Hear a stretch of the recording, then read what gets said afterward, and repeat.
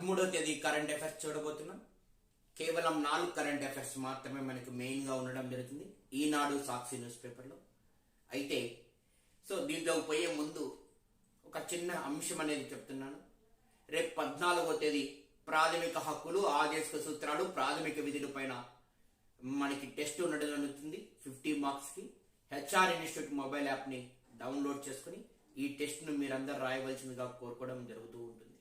అదే విధంగా మనకి కొత్తగా ఇస్రో చైర్మన్ 11వ ఇస్రో చైర్మన్ సోమనాథన్ అనే వ్యక్తి నియమించడం జరిగింది. ఆ ఇస్రో చైర్మన్ కి సంబంధించి ఒక సింపుల్ ట్రిక్ తో ఇస్రో చైర్మన్ కి 11 మంది ఇప్పటి వరకు చైర్మన్ గా చేయడం జరుగుతుంది. ఆ 11 మంది యొక్క చైర్మన్స్ గురించి ఈ రోజు మీకు సింపుల్ ట్రిక్స్ తో నేను చెప్పబోతాను నెక్స్ట్ క్లాస్ లో.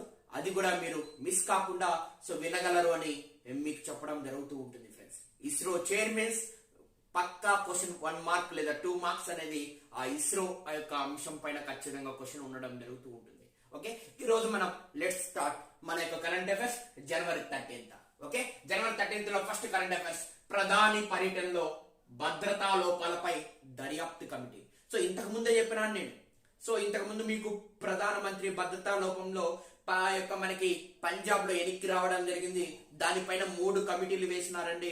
ఒకటి కేంద్రం తరపున, మరొకటి వచ్చేసి మీ అందరికి చెప్పడం జరిగింది రాష్ట్రం తరపున, మరొకటి సుప్రీంకోర్టు. అయితే ఆ కమిటీలు మొత్తాన్ని క్యాన్సిల్ చేసి ఈ రోజు ఒక ఫైనల్ కమిటీని నియమించడం జరిగింది సుప్రీంకోర్టు ధర్మాసనం అని చెప్పేసి మనం మాట్లాడుకోవడం జరుగుతుంది. అంటే ప్రధానమంత్రి భద్రతా లోపాల పైన ఫైనల్ గా ఒక కమిటీని నియమించారు.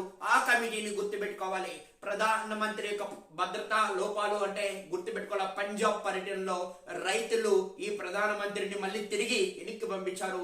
ఆల్రెడీ ఇది కరెంట్ అఫైర్స్ లో మీకు డిస్కస్ చేయడం జరిగింది. ఇప్పుడు ఫైనల్ కమిటీ అన్నమాట ప్రధానమంత్రి యొక్క భద్రతా లోపాలు ఎందుకు జరిగింది, ప్రధానమంత్రి పర్యటనలో ఎందుకు భద్రతా లోపం జరిగింది అనే అంశం పైన ఫైనల్ గా కమిటీ వేశారు సుప్రీంకోర్టు ధర్మాసనం అన్నమాట.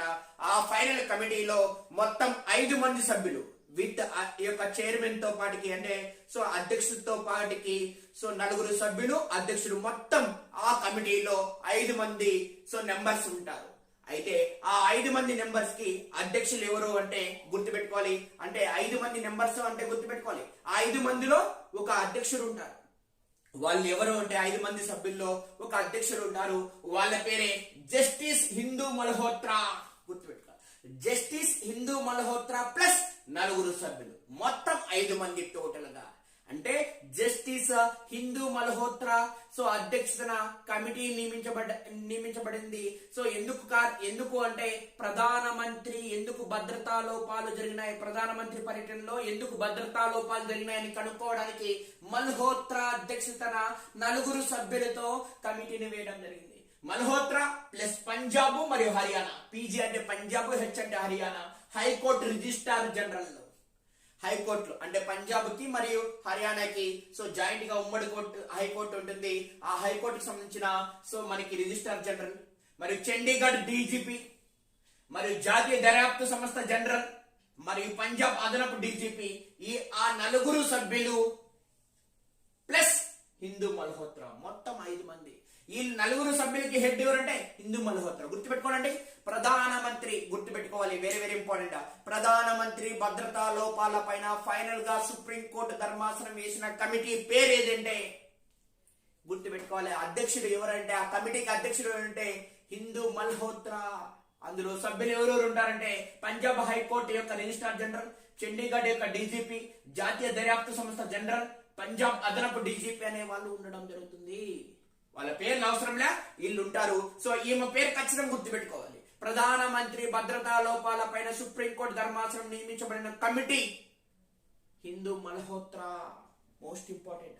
నెక్స్ట్ ఇస్రో 11వ చైర్మన్ గా, ఇస్రో అనే సంస్థకి 11వ చైర్మన్ గా సోమనాథన్ గుర్తుపెట్టుకోవాలి, సోమనాథన్. ఇస్రో అంటే ఫస్ట్ ఈ ఇస్రో అనే సంస్థ మనకి బెంగళూరులో ఉంటుంది. ఇస్రో అంటే ఫుల్ మీనింగ్ ఐ అనగా ఇండియన్, ఎస్ అనగా స్పేస్, ఆర్ అనగా రీసెర్చ్, ఓ అనగా organisation. Indian space research organisation అంటే అంతరిక్షానికి సంబంధించిన రీసెర్చ్ చేయడానికి ఏ సంస్థ ఉంది అంటే అంతరిక్షంలోకి ఏమైనా పంపించడానికి ఇస్రో అనే సంస్థ ఉంది. అది బెంగళూరులో ఉంది. 1969 గుర్తుపెట్టుకోవాలి, 1969 ఆగస్టు 15వ తేదీన ఎస్టాబ్లిష్మెంట్ చేయడం జరిగింది ఇందిరాగాంధీ ప్రధానమంత్రిలో. దీని గురించి ఫుల్ డీటెయిల్ గా నెక్స్ట్ క్లాస్ లో నేను చెప్తానండి. ఇస్రో యొక్క 11వ చైర్మన్ గా ఎవరండి? సోమనాథన్, రాకెట్ శాస్త్రవేత్త అనమాట. రాకెట్ యొక్క ప్రయోగించడంలో బాగా కీలక పాత్ర వహించిన వ్యక్తి ఈ సోమనాథన్. ఈ సోమనాథన్ అనే వ్యక్తి ఇస్రోకి 11వ చైర్మన్ గా నియమించబడుతున్నారు. ఎప్పటి నుంచి అంటే జనవరి 15వ తేదీ నుంచి సో ఇతను అధికారంలోకి రావడం జరుగుతుంది. జనవరి 14వ తేదీ వరకు సో ఇప్పుడున్న కే శివన్ గుర్తుపెట్టుకోవాలి, కే శివన్ అనే ఆయన జనవరి 14వ తేదీకి ఈయన పదవి అయిపోతుంది. 14వ తేదీ తర్వాత అంటే 15వ తేదీ నుంచి ఎవరు వస్తారంటే మనకి ఎస్ సోమనాథన్ అనే వ్యక్తి వస్తారు. ఈయన ఏ రాష్ట్రానికి సంబంధించిన వారు అంటే కేరళ రాష్ట్రానికి సంబంధించిన వారు. మోస్ట్ ఇంపార్టెంట్ 11వ ఇస్రో చైర్మన్ సోమనాథన్ ఎవరి ప్లేస్ లేకి? శివన్ ప్లేస్ లేకి. శివన్ యొక్క పదవి బాధ్యత ఎప్పుడు పోతుంది? జనవరి 14న. ఎప్పటి నుంచి ఈయన అధికారంలోకి వస్తారు? జనవరి 15వ తేదీ నుంచి. ప్రెసెంట్ ఈ సోమనాథన్ ఎక్కడున్నారంటే తిరువనంతపురం కేరళలోని తిరువనంతపురంలో విక్రమ్ సారాభాయ్ అంతరిక్ష కేంద్రానికి చైర్మన్ గా ఉన్నాడు. గుర్తుపెట్టుకోవాలి, ప్రెసెంట్ ఎక్కడున్నాడు? సో గుర్తుపెట్టుకోవాలి. ఇప్పుడు మన తిరువనంతపురంలో ఉండే విక్రమ్ సారాభాయ్ స్పేస్ సెంటర్ కి ఎవరో కొత్త చైర్మన్ వస్తారు, వాళ్ళని కూడా గుర్తుపెట్టుకోవాలి. అంటే మనకి ఇక్కడ 2 క్వశ్చన్స్ రావడం జరుగుతుంది. ఇస్రో నూతన చైర్మన్ మరియు విక్రమ్ సారాభాయ్ యొక్క స్పేస్ సెంటర్ కేంద్రానికి కొత్త చైర్మన్ కూడా వస్తాడు. ఆయన ఎవరు వస్తారని ఆలోచిద్దాం. సో పక్కన పెట్టేస్తే ఇప్పుడు ఇస్రో యొక్క 11వ చైర్మన్ ఎవరయ్యా అంటే సో మనకి ఎస్ సోమనాథన్. ఎవరి ప్లేస్ లేకి? శివన్ ప్లేస్ లేకి. శివన్ బాధ్యత జనవరి 14th. ఇస్రో ఎక్కడుంది? బెంగళూరులో. ఇస్రో అంటే ఏంటి? Indian space research organisation. ఎప్పుడు స్టార్ట్ చేశారు?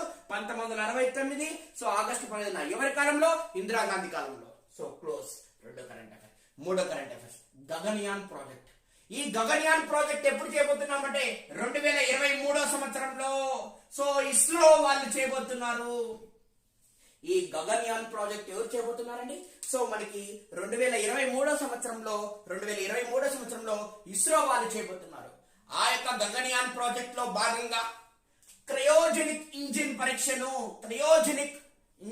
ఈ యొక్క మనకి ఇంజిన్ పరీక్షను గుర్తుపెట్టుకోవాలి. క్రయోజెనిక్ సో యొక్క మనకి ఇంజిన్ పరీక్షని సో ప్రయోగించారు. ఎక్కడ ప్రయోగించినారంటే ఆ యొక్క ప్రయోగం అనేది పరీక్ష అనేది విజయవంతం కావడం జరిగింది. అంటే గగన్యాన్ ప్రాజెక్ట్ లో భాగంగా క్రయోజెనిక్ ఇంజిన్ పరీక్ష విజయవంతం కావడం జరిగింది. ఆ గగన్యాన్ ప్రాజెక్ట్ లో భాగంగా క్రయోజెనిక్ ఇంజిన్ పరీక్ష విజయవంతం అనేది ఎక్కడ నిర్వహించారు? ఆ క్రయోజెనిక్ ఇంజిన్ పరీక్ష అనేది ఎక్కడ నిర్వహించారంటే తమిళనాడులోనే మహేంద్రగిరిలో ఇస్రో ప్రొఫైల్ సముదాయంతో.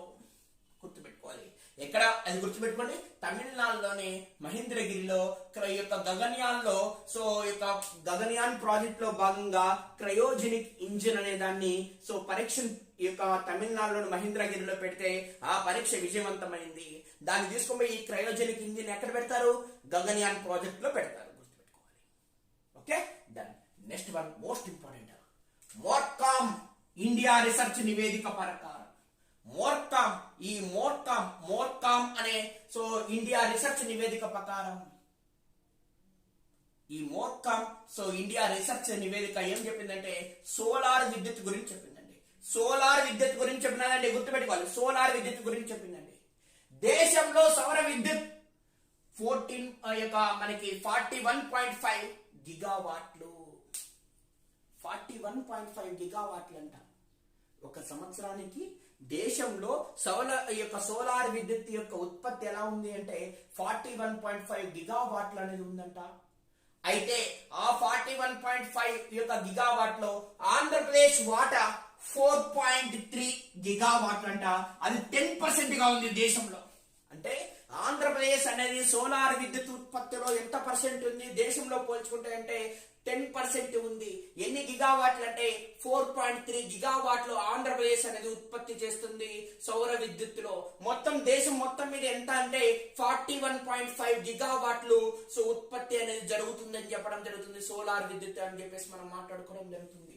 అయితే సోలార్ విద్యుత్ స్థాపిత సామర్థ్యంలో అంటే సోలార్ విద్యుత్ని ఎస్టాబ్లిష్ చేయడంలో ఉత్పత్తి చేయడంలో దేశంలో మొట్టమొదటి ర్యాంక్ రాజస్థాన్, రెండో ర్యాంక్ కర్ణాటక, మూడో ర్యాంక్ ఆంధ్రప్రదేశ్ అని చెప్పేసి మనం మాట్లాడుతున్నాం. నాలుగో ర్యాంకు తమిళనాడు, ఐదో ర్యాంక్ వచ్చేసి మన నరేంద్ర మోడీ రాష్ట్రమైన గుజరాత్. అంటే మోర్కామ్ ఇండియా రీసెర్చ్ నివేదిక ప్రకారం దేశంలో సౌర విద్యుత్ మొత్తం ఎంత ఉత్పత్తి జరుగుతుందండి? 41.5 గిగావాట్లు జరుగుతుంది. మన ఆంధ్రప్రదేశ్ ఎంత చేస్తుందండి? 4.3 గిగావాట్లు చేస్తుంది. దేశ ఉత్పత్తిలో ఎంత పర్సెంట్ అండి? 10% అండి. ర్యాంక్ ఉత్పత్తిలో మన ర్యాంక్ ఎంత అంటే మూడో rank. First rank Rajasthan, second rank Karnataka, third rank మన Andhra Pradesh, fourth rank Tamil Nadu, fifth rank Gujarat. గుర్తుపెట్టుకోరా ఏమండి? గుర్తుపెట్టుకోండి. ఈ విధంగా ఈ యొక్క మోర్కామ్ ఇండియా రీసెర్చ్ ప్రకారం మనకి ఇది రావడం లేదు. ప్రతి point important exam point of లో.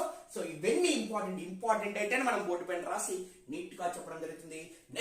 నెక్స్ట్ ఈ యొక్క మీ ముందర నేను video ISRO chairman short cut విధానంలో విత్ ఇన్ 10 seconds లో మొత్తం 11 మంది ఇస్రో చైర్మన్స్ ఆ ఇస్రో యొక్క పూర్వ చరిత్ర గురించి మనం మీతో మాట్లాడడానికి నేను రెడీగా ఉంటాను. Thank you friends, all the best.